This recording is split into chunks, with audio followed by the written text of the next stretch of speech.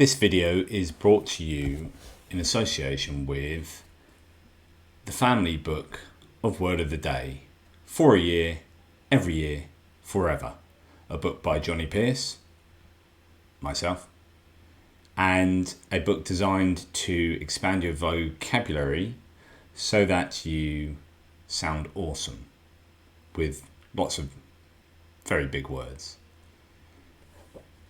An interesting book with some irreverent commentary or etymological, the word history of the words, or interesting facts about the words. Anyway, it's a cracking book. Please go to a reputable bookseller and order yourself a copy. Welcome to Pearced Off, another counter-apologetic segment from Jonathan M.S. Pearce.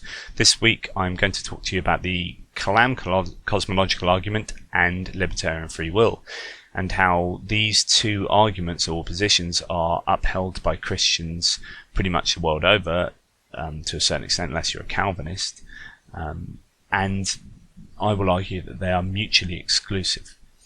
They do not cohere very well together. So, let's remind you of the Kalam cosmological argument. This states, everything that begins to exist has a cause for its existence. The universe began to exist, therefore the universe had a cause for its existence. Essentially, this argument implies by assertion that you cannot have ex nihilo creation, that an event cannot be created out of nothing. Only God, it supposes, can do this. And thus the universe, created out of nothing, arguably, was created ex nihilo by God. The causal chain goes back to the Big Bang and stops. How can this be explained? Well, since causality must continue regressing backwards, if there is a beginning to causality, it can only be explained by God. And that's the KCA, or the Kalam cosmological argument, in very simple terms. However, the theist is usually, as I said, if not a Calvinist, an adherent to the notion of libertarian free will. By this I mean that they believe an agent or a human could make free choices. We could have done otherwise. So, for example, in a causal circumstance, in a snapshot of the universe, if I'm faced with the decision to make a cup of tea or not make a cup of tea, I could make a cup of tea. But if we went on for 10 minutes and then rewound back to that exact same moment where the whole universe was identical, I could choose otherwise. I have the ability to choose otherwise. So this implies that the agent, the human, is the originator of a freely willed decision, or the causal chain in a decision. The determinist, on the other hand, denying libertarian free will, believes that every effect has a cause, and that cause is itself an effect of a prior cause. And this goes back to the Big Bang or similar starting point where physics break down or whatever. The point is that the denier of libertarian free will, the determinist, claims that the agent is themselves part of a larger causal chain, which explains why the agent did what they did.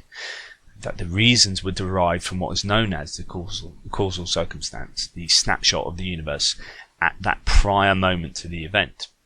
But back to the theist, they generally believe that the causal chain starts with the agent, so this is a libertarian free willer.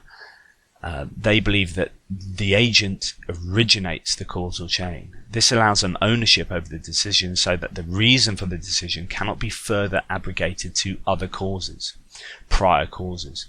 But this means that the agent is creating something out of nothing. They are creating causality. There is ex nihilo creation, since no prior reason can be given to explain the agent's decision. Otherwise we return to determinism. But allowing for ex nihilo creation defies the opening premise of the Kalam cosmological argument. William Lane Craig is always espousing the intuitive truth of the metaphysical claim that ex nihilo, nihil fit. Out of nothing, nothing is made.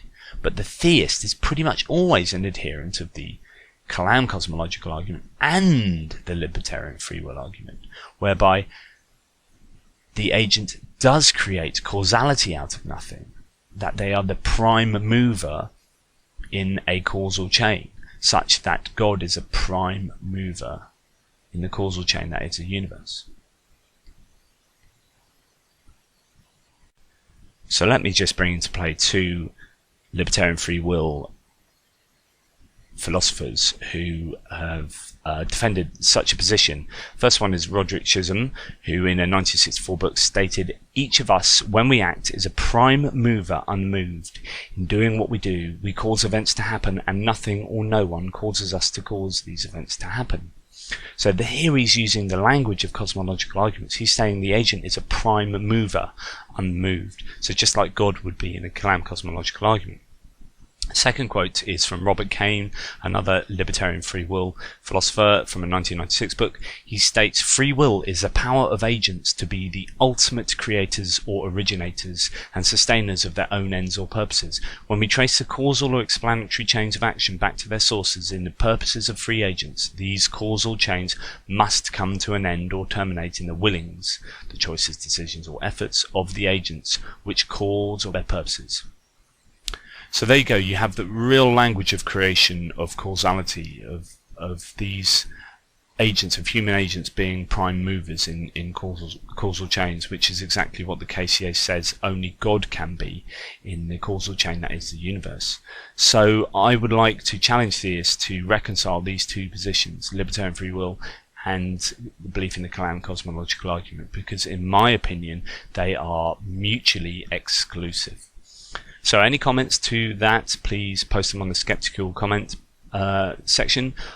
Drop by skepticinc.com/tippling for my blog, A Tippling Philosopher.